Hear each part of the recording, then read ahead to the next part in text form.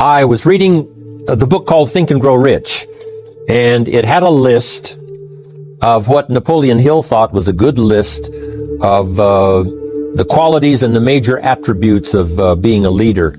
And I thought it was such a good list. I made the list in my own notes, and now the purpose is for me to get my notes into your notes, to get what's in my head into your head, so that it won't stop with you, so that what we share here together today will be passed on. That's why I do what I do. I do take great pleasure in touching the people that I can see, shake hands with, say hello to, an audience that you can see. But I am also aware of the unseen audience that's being affected by whatever we do. So now I've got a chance to do that. And I think the way for me to be effective with all of you today, and then you pass it on to many people beyond what I can see, is just an exciting opportunity for me. Now let me give you this list. It's a pretty good list. Napoleon said, number one, a leader needs unwavering courage. And I don't know if I totally agree with the unwavering part of this or not, because sometimes our courage does waver a little. Bend but not break. Courage mounts up, and then sometimes we have the doubts that creep in, and we reach a little deeper to find that courage that overcomes our doubts and our fears. So I would probably debate a little bit with Napoleon on this unwavering courage, because sometimes courage does waver. But as long as it stays, as long as in the end there it is to serve you, the courage to do what you didn't think you could do, the courage to step into territory that might be a little unfamiliar, the courage to talk to somebody you don't know, the courage to attempt conducting a meeting, the courage to give your first testimonial, the courage to, solve problems you couldn't solve before, that kind of courage. The courage to stand up when it's sort of dark in your corner, the courage to do it when it isn't going your way, seemingly, the courage to try to have a good day in the midst of a bad day, that kind of courage. Wavering a little at times, yes, because we all have doubts that attack us. We all have small fears that creep in. That is the nature of life. But that's what faith is all about. That's what courage is all about, to serve us when our doubts will not serve us well. Faith to overcome fear, and courage to overcome our doubts. But that is a good quality, a good attribute for a leader, and that's unwavering courage. Second, Napoleon said self-control. That, of course, is the very essence of life itself, is self-control. Because we all have this warfare going on. It's going on in the world, the warfare between liberty and tyranny. In our own body, the warfare between health and illness, the struggle is on. The struggle between light and darkness, the struggle between good and evil. I call it opposites in conflict. And as soon as you're born into the world, as soon as you find yourself and discover yourself on this spinning planet headed somewhere, you know that this exists. To be a civilized society, we must drive the dark side of our nature into a small corner and let the positive side flourish. Early, we must learn to exercise self-control. Power is a wonderful thing, but it must be exercised properly. It must be exercised to benefit and not to destruction. So self-control is certainly necessary to be a strong leader, so that you can become the best example. The example of having your temper well managed, to having that dark side of your nature under control. The best example of choosing wise words and not being careless, that kind of control. Control of your appetite, control of your desires, so that they fit into the positive side of life and not the negative side. Self-control, very important. Then he said, a leader must have a keen sense of justice. How very true. Justice we become familiar with, even when we're small. When certain things that happened or were done to us that something told us that wasn't right. Someone did us wrong. We have that sense of right and wrong, and it starts very early. Then we have to have that sense of utilizing what's right and what's wrong so that we develop this sense of justice, this sense of being fair, this sense of being on the positive side, on the right side. To minimize a person's mistakes, they need to have this sense of justice. We have to have justice when we're building an organization. You know, what's fair, what is a good balance. The marketing system that Mark put together has to be fair for everyone. If you have a customer and you take care of that customer, someone else cannot come along and take that customer. The same is true with the distributor. Certain rules and regulations so that all of us have a chance to fit within this framework of fairness, justice, and what's right. Otherwise, enterprise cannot work. Otherwise, we have what we call, in a political sense, anarchy, where there is no justice, when might is the order of the day, power is the order of the day, not the law, not the rule, not what's right, but power. And we would all dismiss that. It's been a catastrophe in the last 6,000 years, the governments that resorted to power instead of democracy, that resorted to intimidation instead of freedom. And we all know the terrible toll that takes. But it takes a toll not only politically in a country or politically around the world, but it takes a toll even in enterprise. It takes a toll in school if a teacher is unfair. It takes a toll in working on a team where someone is unfair, or where the leadership is not fair in the administration of justice. So this is true. A keen sense of justice and what's fair and what's right. Part of this we have to learn as we go. You know, you don't have it all the first year. You haven't got it all the second year, the third year. After all the years that I've, been around, both as a human being and as a business person, we're still, even at these years, trying to decide what's best, what's fair, what's right, to give balance to our life and to build on a firm foundation for the future. So I agree with Napoleon. Good idea. A sense of justice. Here's another one, he said. Definiteness of decision.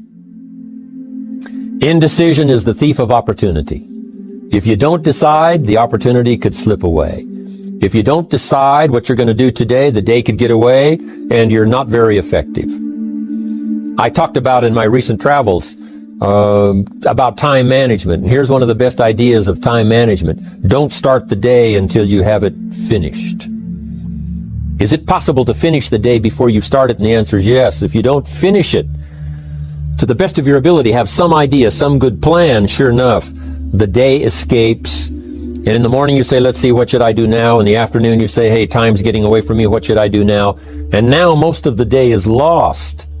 Most of the day escapes not being utilized and doesn't work for you simply because you didn't make those decisions early, at the early part of the day. The decisions we make in the early part of our life sometimes last for a lifetime.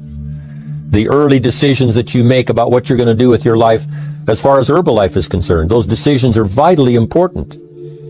If you neglect them and don't make them, sure enough, the time passes and the opportunity sometimes is diminished.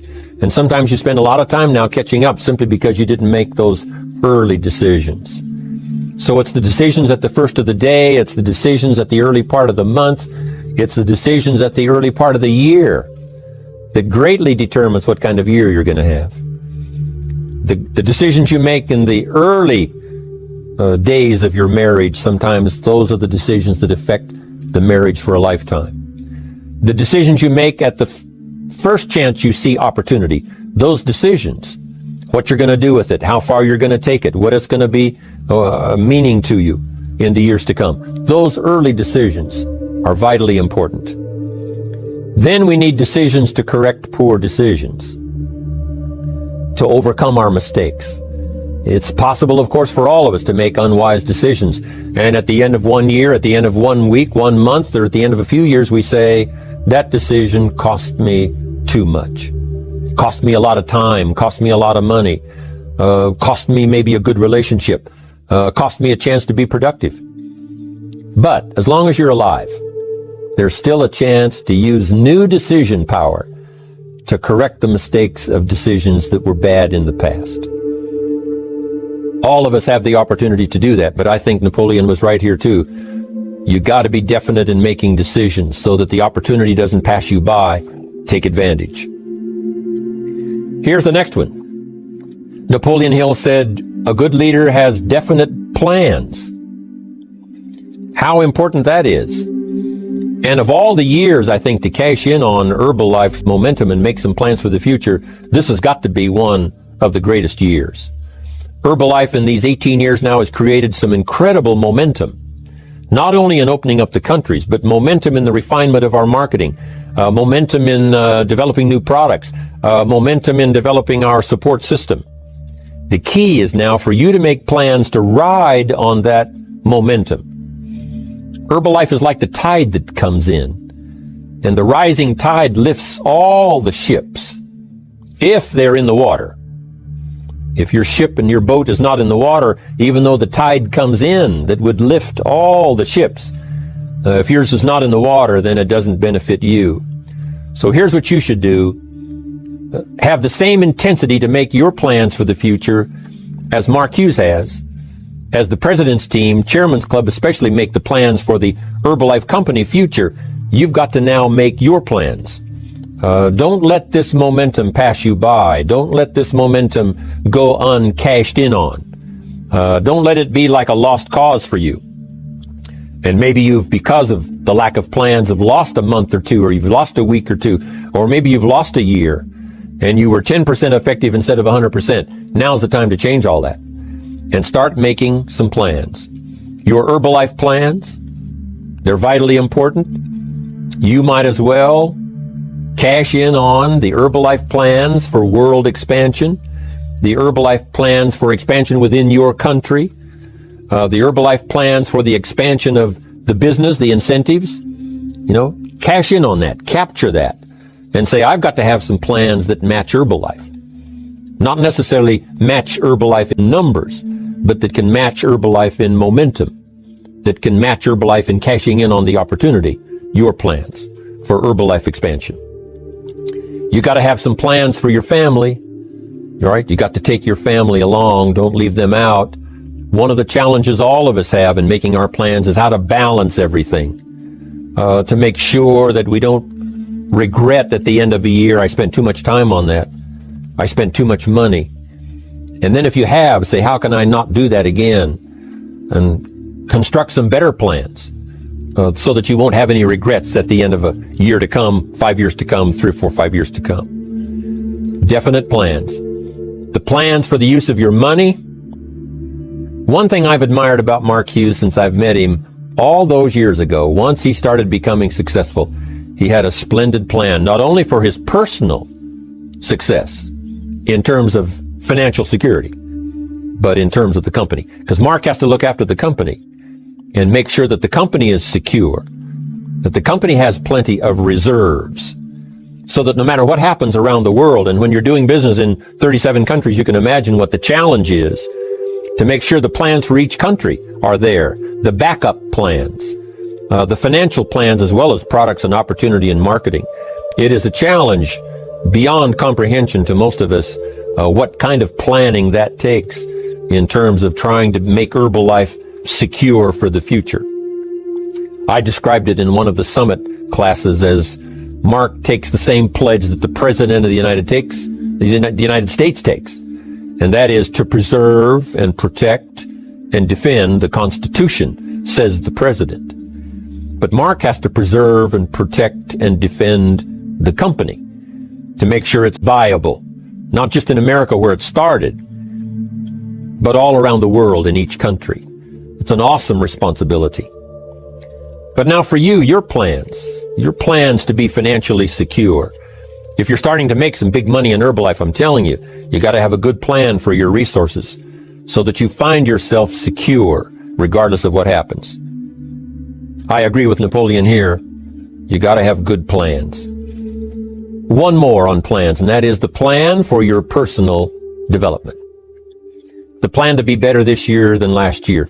The plan to take the classes, attend the workshops, do everything you possibly can to show personal progress, not just financial progress, not just the progress of having one more car or one more home, but the progress of personality, the progress of communication skills, the progress of recruiting skills, the progress in how to deal with people, progress in using your influence so that it multiplies its power by 5 by 10 versus what it used to be.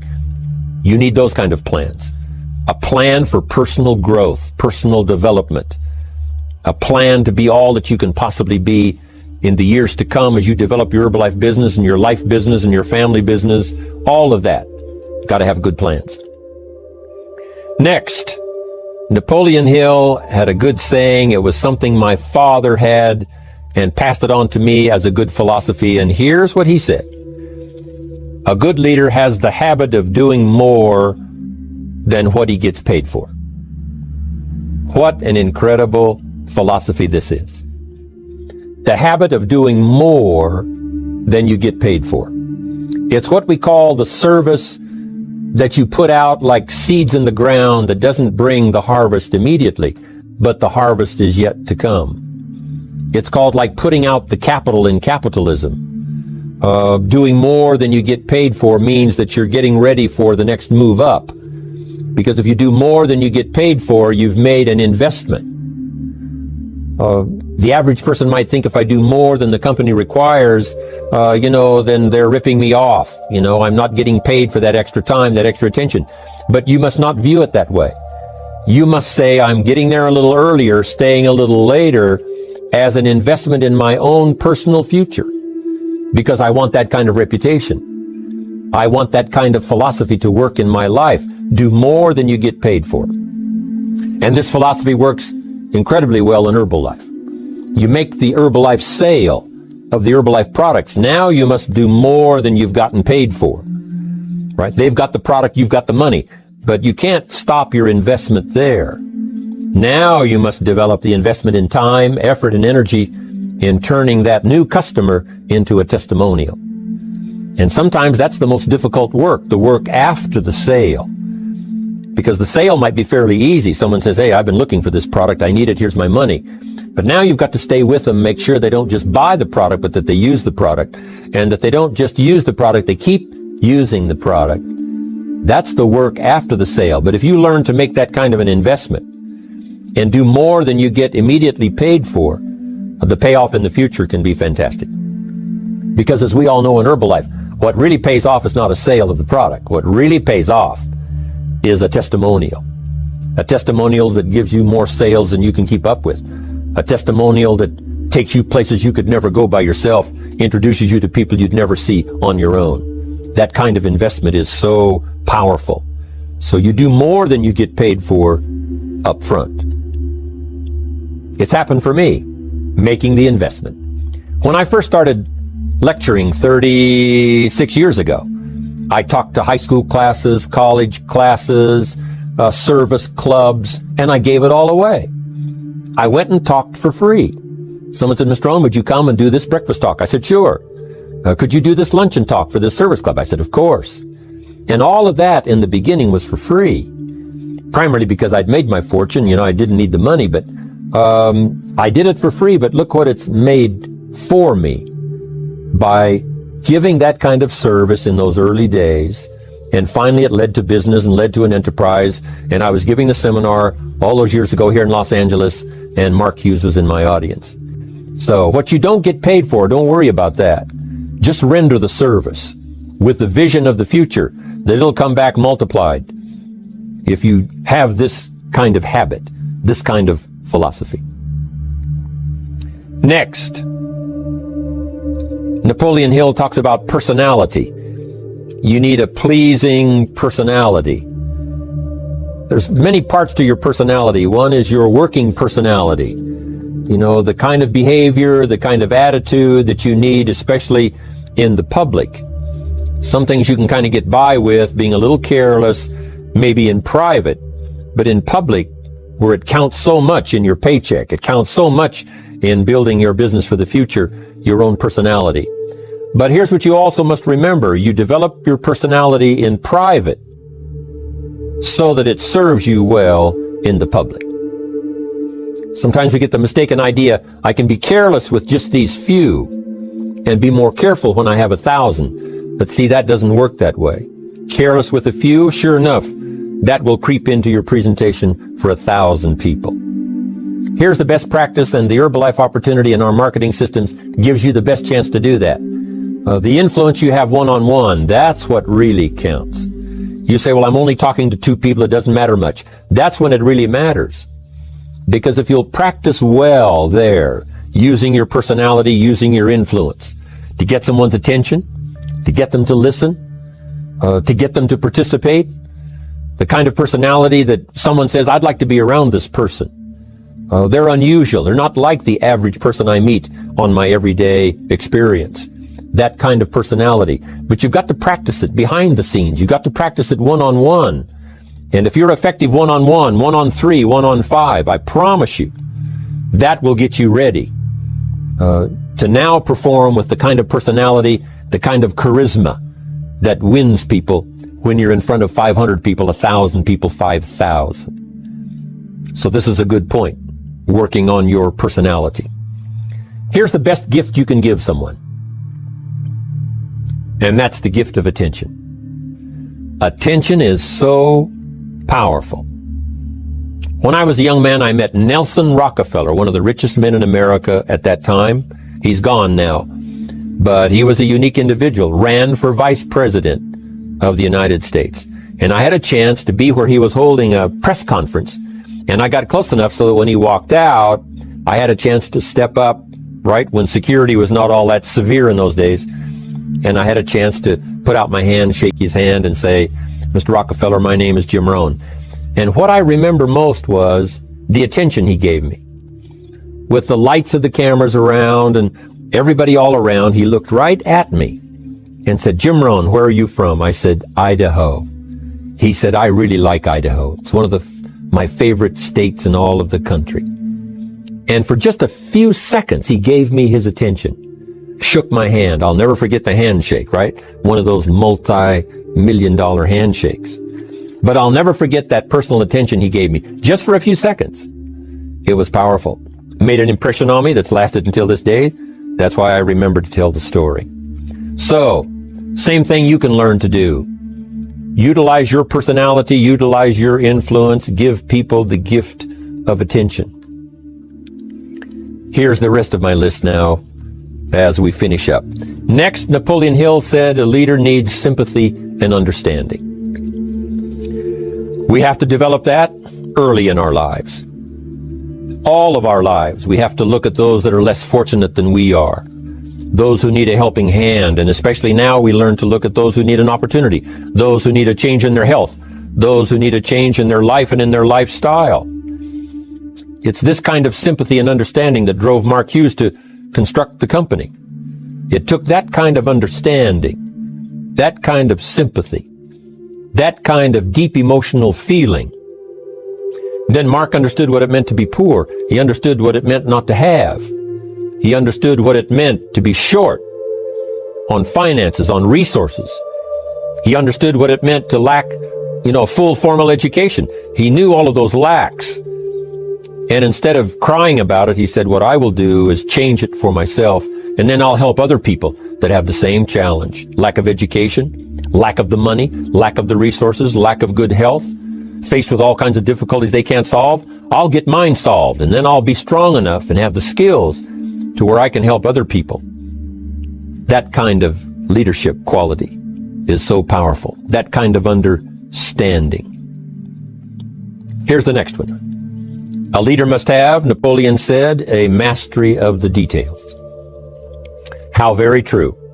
All can be lost with just a couple of missing details. On the trip to the moon, everything has to work. Right? There's several thousand moving parts. There's several thousand pieces to the project of getting to the moon and coming back, and all of them have to work. You can't have 10% of them working, 90% or 80%. They've all got to work. And then there's the backup systems for something if something goes wrong to back it up. That kind of mastery of detail is so vitally important. But here's what else to remember as far as Herbalife is concerned. The drama is in the details. Someone says, I lost 30 pounds. Well, 30 pounds is 30 pounds, but that's not the drama. The drama is, where were you before you found Herbalife? How did you feel? What kind of circumstances? Now someone begins to give us some of the details. And then after they've lost the weight, now how they feel. Now their self-confidence has been restored. Now they feel better about themselves. The drama is in the details. But this is also important in the details of your day, the details of your business, the details of good communication. Master the details. Good advice, Napoleon Hill. Now here's the next three. Willingness to assume full responsibility. All of us have been taught that, especially these Herbalife years, to take full 100% responsibility. Mark Hughes says, what happened to me might not have been my responsibility, but what I do about it is my full responsibility. I've had some things, some people did me wrong. In his first couple of business experiences, he was done wrong. Some people ran off with the money.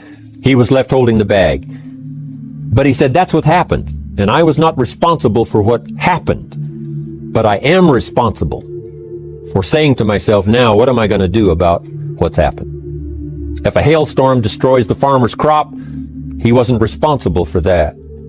But his responsibility now begins when the hailstorm is over, when he asks the question of himself, what should I do now? Now that this catastrophe is over, now that the damage is done, now what should I do about it? And a philosophy I've taught all these years, it's not what happens to you that determines your future. It's what you do about what happens that determines your future. And this is a major part of it, accepting full responsibility. If you've got an organization, you're conducting meetings, and you're the leader, the responsibility ends with you. Someone else may mess up, make some mistakes, still your responsibility. Some things over which you have no control, understandable. But what you do about it now, how you fix it, the diplomacy you use, the strategy you use, that's the kind of responsibility now that depends on you. Also, you've got to be responsible for your future. Nobody's going to fix it. No one else is going to design it. No one else is going to come along and say, hey, I will make sure it all works well for you. You've got to take all the input. You've got to take all the testimonials, all the teaching, all the training, all the influence. Then you've got to have the responsibility of designing your life. You can design a life of prosperity, or you can design a life just to coast and get by. The responsibility belongs to you. Now here's the last two. Next is cooperation. One of the great things we learn in Herbalife is how to cooperate so that we take advantage of each other's ideas, we take advantage of each other's input, we take advantage of each other's enthusiasm, we take advantage of each other's testimonial, and we take advantage of each other's willingness to grow. That kind of cooperation has built Herbalife. In those early days, Mark got the group together. Jerry Shatanovich, Doug Stuntz, the rest, and made some plans to cooperate. Said, no telling what kind of powerful meetings we can have if we work together. No telling how many people we can affect, even right away, if we work together. You do this part, you do this part, I'll do this part, we'll make it work together, and we'll get the ball rolling. There's an ancient phrase that says, if two or three agree, nothing is impossible. If they agree on the same project, if they agree on the same vision, if they agree on how to get there, I'm telling you, nothing is impossible. Nothing can stand in their way. Just two or three. What's exciting about Herbalife is now we have more than two or three. The president's team now is well populated. Even the chairman's club is growing. The millionaire team is awesome in its numbers as well as in its power. And the cooperation between all of us on the tabulator teams, as distributors, home office, support staff, 15th floor, wherever we come from. If we cooperate, there's nothing we can't do. There isn't anyone we can't touch. There is no country we can't finally get to with this incredible story. Cooperation. That's why I'm here, wanting to do my part, HBN, send out some ideas, give you some notes to take, something to think about and ponder, something to talk about with the people that you associate with and are building your business. That kind of cooperation is going to make this a powerful year. It'll get us to the 2 billion, 3 billion, 5 billion. But it'll get us to much more than just those numbers. It'll get us to a place of honor, respect, prestige, influence, feeling good about ourselves for the hard work that we're doing, cooperating with each other. I want to cooperate with you, helping build your business. All of us cooperate with the support system of Herbalife. We're on our way. We will have the billions. We'll have the stories. We'll have the experiences. Now here's the last one. Napoleon Hill said, a major attribute of leadership is vision. Vision is in many parts. One, a vision for your own course to follow. A vision for you, for yourself. A vision for your financial future. A vision for your health. A vision for your wealth. A vision for you to latch onto and make something out of. A vision for your family. Because vision must now lift others as well as ourselves. Guess what our family is counting on? That we'll be able to see things that at first they cannot see. That we'll be able to look further into the future than perhaps they will be able to look. The same is true with your organization, the people that are around you. They're counting on your vision. Perhaps you've been there a little longer than they have. Maybe you've been there a lot longer than they have. And they will look to you to help them see things that they can't see in the beginning.